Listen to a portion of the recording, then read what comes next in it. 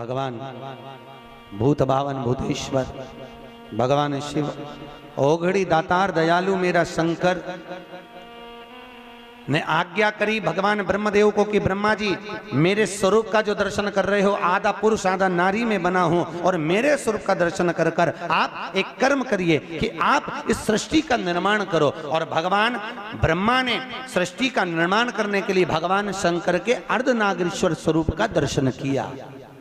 घर में मकान में भगवान शंकर का अर्धनारीश्वर का चित्र नहीं होना चाहिए।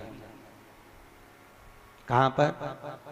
जम के बोलो, घर के अंदर, घर के अंदर। कुछ चित्र और कुछ वृक्ष हमारे यहां वर्णन किए गए हैं कि कौन सा चित्र घर में होना चाहिए, कौन सा वृक्ष घर में होना चाहिए। चित्र का भी प्रमाण कि चित्र कौन सा। जैसे रसोई घर में हम प्रवेश कर रहे हैं, हमने कई जगह देखा है जहाँ जिन जिन के यहाँ रसोई घर बने होते हैं उनने अन्नपूर्णा माता का फोटो जहाँ पर बगार लगाती है, चूल्हे में छोकती है गैस के ऊपर, वहीं सामने अन्नपूर्णा जी का फोटो लगा कर रखा है। ईमानदारी से बोलो, अपनी सास का फोटो चूल्हा के ऊपर लगा के बता। अरे बोलो तो सही, अच्छा लगेगा? नहीं ना। अन्नपूर्णा का फोटो कहाँ होना चाहिए?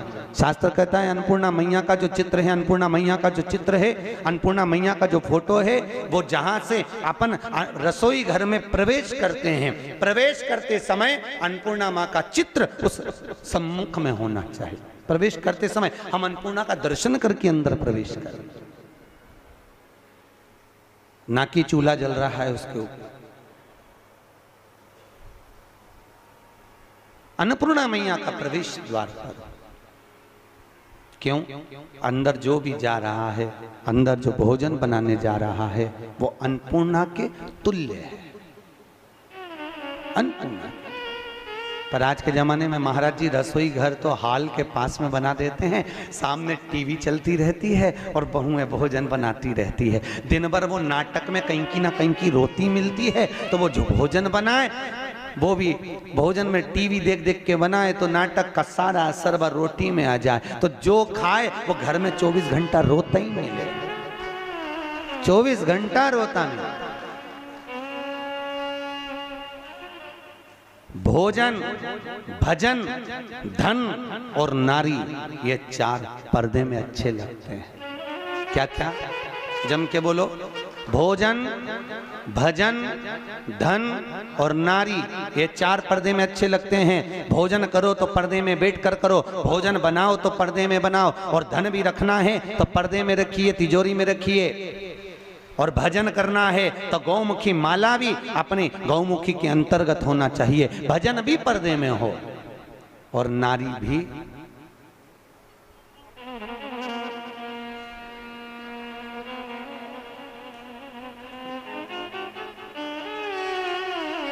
अब आज तीसरा दिन हो गया, बोलना नहीं पड़े जी जियो, हमारा क्या जाए, हम तो बोल देते हैं कि देखो ये सब चीजों का बड़ा प्रमाण है। जरा सा वो भोजन,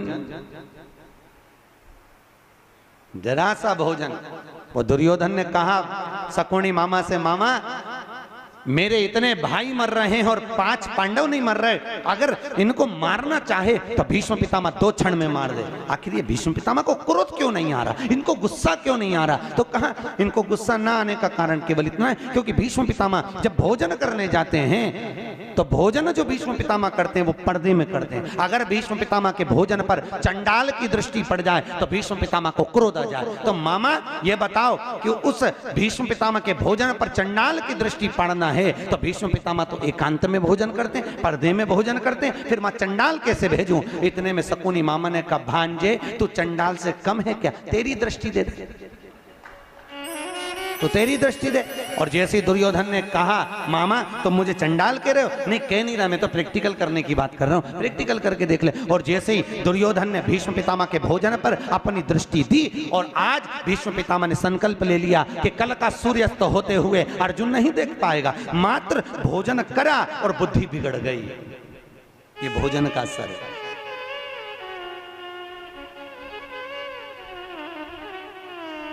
शादी में, पार्टी में पति और पत्नी जब शादी में, विवाह में जाते हैं तो या तो उन दोनों का झगड़ा जाते समय होता है या फिर आते समय होता है। जरूर होता है, पक्का है, बिल्कुल निश्चित।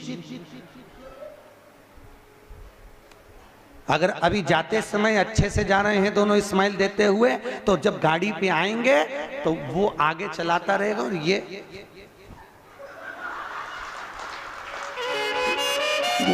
चुप बोले, आवाज तक कुछ आवाज वो बोलेगा, अरे बोल तो हुआ क्या, बस तुमसे बोल दिया ना चुपचाप चलो।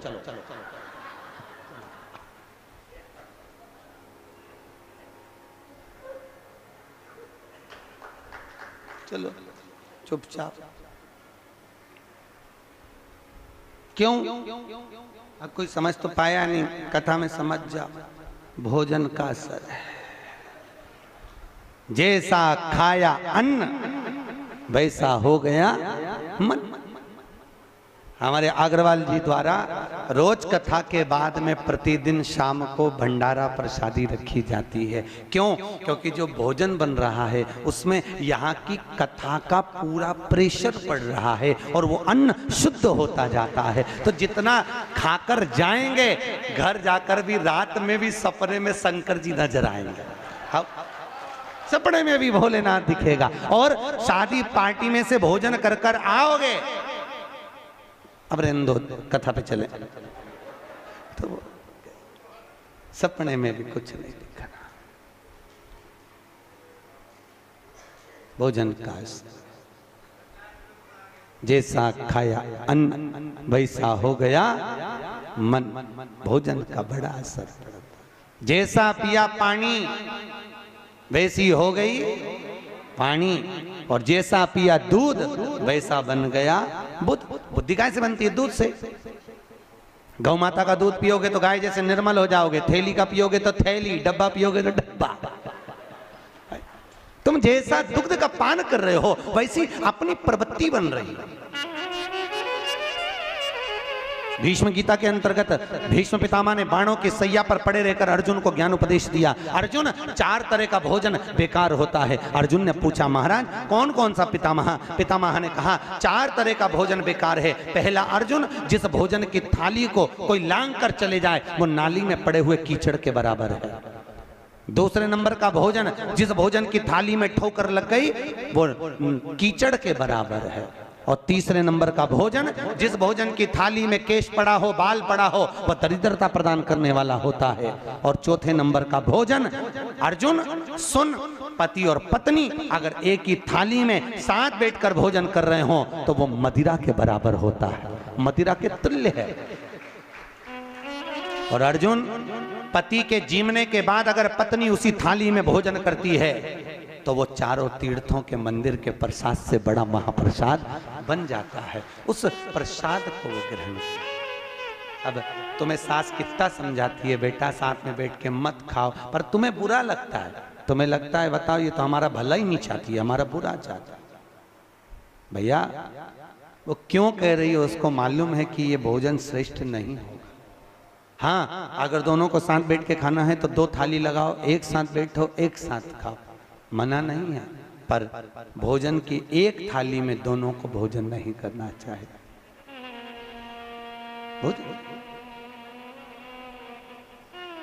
भाई, हमारी प्रवृत्ति, हमारी वृत्ति, हमारा सुख, हमारा मन भजन, भोजन, धन और नारी पर्दे में श्रेष्ठ लगे।